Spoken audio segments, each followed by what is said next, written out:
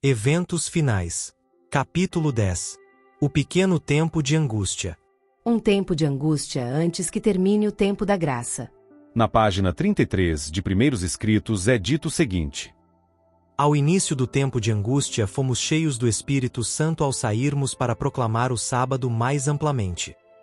Esta visão foi dada em 1847, quando havia apenas poucos dentre os irmãos do Advento observando o sábado, e desses somente uns poucos supunham que sua observância era de suficiente importância para constituir uma linha de separação entre o povo de Deus e os incrédulos. Agora o cumprimento desta visão está começando a ser visto. O início do tempo de angústia ali mencionado não se refere ao tempo em que as pragas começarão a ser derramadas, mas a um breve período, pouco antes, enquanto Cristo está no santuário. Nesse tempo, enquanto a obra de salvação está se encerrando, tribulações virão sobre a terra, e as nações ficarão iradas, embora contidas para não impedir a obra do terceiro anjo. O fim da liberdade religiosa nos Estados Unidos. A lei de Deus, pela intervenção de Satanás, irá ser invalidada. Em nossa terra, Estados Unidos de alardeada liberdade, a liberdade religiosa terá o seu fim. A luta será decidida no que toca ao assunto do sábado, e agitará o mundo inteiro. Uma grande crise aguarda o povo de Deus. Muito em breve nossa nação procurará impor a todos a observância do primeiro dia da semana como dia sagrado. Ao fazer isto, eles não hesitarão em compelir os homens, contra a voz de sua própria consciência, a observarem o dia que a nação declara ser o sábado. Os adventistas do sétimo dia travarão a batalha pelo sábado do sétimo dia. As autoridades nos Estados Unidos e em outros países se levantarão em seu orgulho e poder, e farão leis para restringir a liberdade religiosa. Os protestantes dos Estados Unidos serão os primeiros a estender as mãos através da voragem para apanhar a mão do espiritismo, estender-se por sobre o abismo para dar mãos ao poder romano, e, sob a influência desta tríplice união, este país seguirá as pegadas de Roma, desprezando os direitos da consciência. A Igreja e o Estado se opõem ao povo de Deus. Todos quantos não se curvarem ao decreto dos concílios nacionais e obedecerem às leis nacionais para exaltar o sábado instituído pelo homem do pecado, para menosprezar o santo dia de Deus, sentirão, não somente o poder opressivo do papado, mas do mundo protestante, a imagem da besta. As organizações religiosas que recusam ouvir as mensagens de advertência da parte de Deus estarão sob forte engano, e se unirão com o poder civil para perseguir os santos. As igrejas protestantes se unirão com o poder papal para perseguir o povo de Deus que guarda os mandamentos. A esse poder semelhante a um cordeiro se une com o dragão para pelejar contra os que guardam os mandamentos de Deus e têm o testemunho de Jesus Cristo. A igreja apelará para o braço forte do poder civil, e nesta obra unir-se-ão romanistas e protestantes. Perante os tribunais.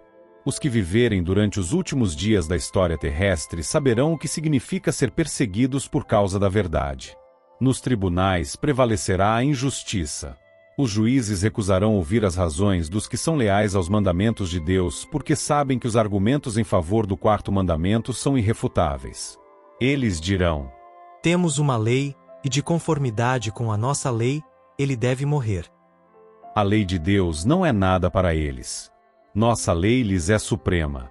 Os que respeitam essa lei humana serão favorecidos, mas não serão concedidos favores aos que não se submeterem ao falso sábado. Se formos levados aos tribunais, devemos abrir mão de nossos direitos, a menos que isso nos ponha em conflito com Deus. Não estamos pleiteando os nossos direitos, mas o direito de Deus ao nosso serviço. Os adventistas serão tratados com desprezo. O mesmo espírito despótico que noutras eras tramou contra os fiéis a de tentar extirpar da face da terra os que temem a Deus e obedecem à sua lei. A riqueza, o gênio e a educação hão de aliar-se a fim de cobri-los de ignomínia. Magistrados perseguidores, ministros e membros de igreja, hão de conspirar com eles. De viva voz e com a pena, com ameaça, escárnio e zombaria, hão de tentar derrotar a sua fé. Tempo virá em que, por defendermos a verdade bíblica, seremos considerados traidores. Os que honram o sábado bíblico serão denunciados como inimigos da lei e da ordem, como que a derribar as restrições morais da sociedade, causando anarquia e corrupção, e atraindo juízos de Deus sobre a terra. Declarar-se-á que seus conscienciosos escrúpulos são teimosia, obstinação e desdém à autoridade. Serão acusados de deslealdade para com o governo. Todo que nesse dia mau se dispuser a servir a Deus com destemor, segundo os ditames de sua consciência, necessitará de coragem, firmeza e do conhecimento de Deus e sua palavra, pois os que forem fiéis a Deus serão perseguidos, seus motivos impugnados, desvirtuados seus melhores esforços e seus nomes repudiados como um mal. Perseguições de todo tipo. As perseguições dos protestantes pelo romanismo, por cujo intermédio a religião de Jesus Cristo quase foi aniquilada, serão mais que igualadas quando o protestantismo e o papado se unirem. Satanás tem milhares de meios de agressão disfarçados, que serão usados contra o leal povo de Deus que guarda os mandamentos, para compeli-los a violentar a consciência. Não precisamos surpreender-nos com coisa alguma que ocorra agora. Não precisamos maravilhar-nos de nenhuma manifestação de horror. Os que espezinham a lei de Deus com pés profanos têm o mesmo espírito dos homens que insultaram e traíram a Jesus. Sem qualquer remorso, eles farão as obras de seu pai, o diabo. Os que desejam avivar a memória e ser instruídos na verdade, precisam estudar a história da igreja primitiva durante e imediatamente após o dia de Pentecostes. Estudai atentamente, no livro de Atos, as experiências de Paulo e dos outros apóstolos, pois o povo de Deus, em nosso tempo, terá de passar por experiências similares. Privados de todo apoio terreno. As riquezas acumuladas logo serão inúteis. Quando sair o decreto de que ninguém poderá comprar ou vender, senão aqueles que tiverem o sinal da besta, muitos recursos não terão utilidade alguma. Deus requer que façamos agora tudo o que estiver ao nosso alcance para transmitir a advertência ao mundo. Tempo virá em que de modo algum poderemos vender. Logo sairá o decreto proibindo os homens de comprar ou vender a qualquer pessoa senão aos que tenham o sinal da besta. Estivemos perto de ver isto realizar-se na Califórnia há pouco tempo atrás, mas foi apenas a ameaça do sopro dos 4 ventos. Até agora eles têm sido contidos pelos 4 anjos. Não estamos bem preparados. Ainda há uma obra a ser efetuada, e então os anjos receberão a ordem de soltá-los, para que os 4 ventos soprem sobre a terra. Na última grande batalha do conflito com Satanás, os que são leais a Deus hão de ser privados de todo apoio terreno. Por se recusarem a violar-lhe a lei em obediência a poderes terrestres, ser-lhes-á proibido comprar ou vender. Satanás diz: pelo temor de que lhes venha a faltar alimento e vestuário, eles se unirão com o mundo na transgressão da lei de Deus. A terra estará inteiramente sob meu domínio. Alguns serão encarcerados por causa de sua fé. Alguns serão encarcerados por se recusarem a profanar o sábado do Senhor. Como os defensores da verdade se recusem a honrar o descanso dominical, alguns deles serão lançados na prisão, exilados, e outros tratados como escravos.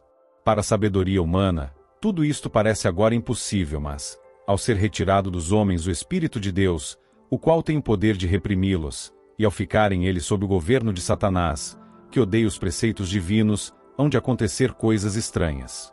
Quando o temor e o amor de Deus são removidos, o coração pode tornar-se muito cruel. Se formos chamados a sofrer por amor de Cristo, seremos capazes de ir para a prisão confiando nele como uma criancinha confia em seus pais. Agora é o tempo de cultivar fé em Deus. Muitos serão condenados à morte. A melhor coisa para nós é entrar em íntima ligação com Deus, e, se Ele quiser que sejamos mártires por amor à verdade, isto poderá ser o meio de conduzir muitos outros à verdade. Muitos serão encarcerados, muitos fugirão das cidades e vilas para salvar a vida, e muitos serão mártires por amor a Cristo, colocando-se em defesa da verdade. Há perante nós a perspectiva de uma luta contínua, com risco de prisão, perda de propriedade e da própria vida, para defender a lei de Deus. Requerer-se-á dos homens que rendam obediência a editos humanos em violação da lei divina. Os que forem fiéis a Deus serão ameaçados, denunciados, proscritos. Serão entregues pelos pais, irmãos, e parentes, e amigos até mesmo à morte. Não havemos de ter a coragem e a fortaleza dos mártires de outrora enquanto não chegarmos à posição em que eles se acharam. Caso deva haver uma volta da perseguição, será dada graça para despertar toda a energia da alma para mostrar verdadeiro heroísmo. Os discípulos não foram revestidos da coragem e fortaleza dos mártires, senão quando essa graça se tornou necessária. Como permanecer firme sob perseguições? Notaremos que precisamos desprender-nos de todas as mãos, exceto a mão de Jesus Cristo. Amigos mostrar-se-ão aleivosos, e nos trairão. Parentes, enganados pelo inimigo, julgarão prestar serviço a Deus opondo-se a nós e envidando o máximo esforço para colocar-nos em situações difíceis, esperando que neguemos a nossa fé. Em meio, porém, das trevas e do perigo, podemos depositar nossa mão na mão de Cristo. A única maneira pela qual os homens poderão permanecer firmes no conflito é estar arraigados e firmados em Cristo. Eles precisam receber a verdade como é em Jesus. E somente quando é apresentada desta maneira pode a verdade suprir as necessidades da alma. A pregação de Cristo crucificado, Cristo justiça nossa, é o que sacia a fome da alma. Quando firmamos o interesse das pessoas nesta grande verdade central, fé, esperança e coragem advêm ao coração. Por causa de sua fé, muitos serão privados de um lar e herança neste mundo. Mas, se entregarem o coração a Cristo, recebendo a mensagem de sua graça e confiando no seu substituto e fiador, o Filho de Deus, ainda poderão encher-se de alegria. A perseguição espalha o povo de Deus. Em vários lugares, ao ser incitada a hostilidade contra os que observam o sábado do Senhor, talvez se torne necessário que o povo de Deus se mude desses lugares para outros em que não sejam combatidos tão severamente. Deus não requer que seus filhos permaneçam onde, pela atitude de homens ímpios, sua influência perca o efeito e sua vida seja exposta ao perigo. Quando a liberdade e a vida correm perigo, não é meramente nosso privilégio, mas nosso claro dever ir a lugares em que as pessoas estejam dispostas a ouvir a palavra da vida e onde as oportunidades para pregar a palavra sejam mais favoráveis. Logo chegará o tempo em que o povo de Deus, por causa da perseguição, será espalhado em muitos países. Os que receberam uma educação equilibrada sair-se-ão bem onde quer que estiverem. A perseguição conduz à unidade entre o povo de Deus. Quando a tempestade da perseguição realmente desabar sobre nós, as verdadeiras ovelhas ouvirão a voz do verdadeiro pastor. Abnegados esforços serão envidados para salvar os perdidos, e muitos que vaguearam longe do aprisco retornarão para seguir o grande pastor. O povo de Deus se coligará e apresentará ao inimigo uma frente unida. Em vista do perigo comum, cessará a luta pela supremacia, e não haverá disputa sobre quem será considerado maior. A crise torna mais evidente a interferência de Deus. De vez em quando o Senhor tem manifestado sua maneira de agir. Ele está atento ao que se passa na terra.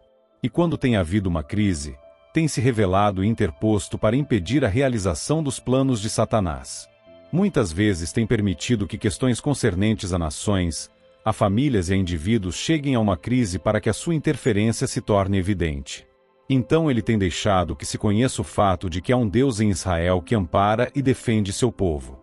Quando a oposição à lei de Jeová quase for universal, quando seu povo for oprimido e afligido pelos semelhantes, Deus intervirá. As fervorosas orações de seu povo serão atendidas, pois ele gosta que seu povo busque de todo o coração e confie nele como libertador. Durante algum tempo será permitido que os opressores triunfem sobre os que conhecem os santos mandamentos de Deus.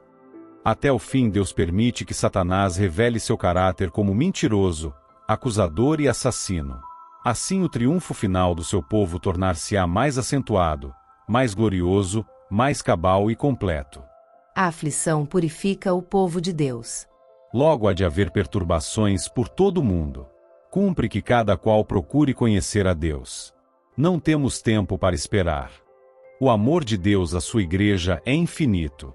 Incessante é seu cuidado de sua herança. Ele não permite que aflição humana alguma sobrevenha à igreja, senão unicamente a que é necessária para sua purificação, seu bem presente e eterno. Purificará sua igreja assim como purificou o templo no princípio e no fim de seu ministério na terra. Tudo que ele traz sobre a igreja em forma de provações e aflições, falo para que seu povo adquira mais profunda piedade e mais força para levar a todas as partes do mundo as vitórias da cruz. Aflições, cruzes, tentações, adversidades e nossas várias provações são os agentes divinos para nos purificar, santificar e preparar-nos para o celeiro celeste.